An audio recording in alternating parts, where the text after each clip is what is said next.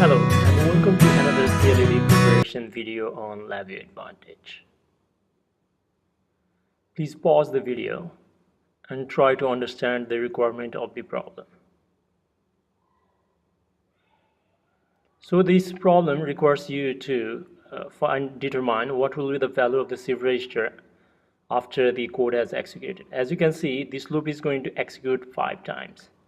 So when I will be equal to 0, we'll just first of all write down all 5 iterations. So it will run up to I equals to 4. So when I will be equals to 0, since the shift register has got the initial value of 1, so after first iteration the value will be 2. Next iteration the shift register value will go back into the left, and then the product will be 4. Finally the next iteration, 4 multiplied by 2 will be 8.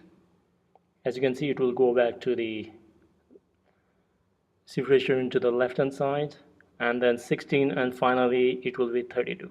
So the answer is C. Please like, share and comment on this video, and please do not forget to subscribe to this channel for future LabVIEW videos. I'll see you next on another CLD preparation video.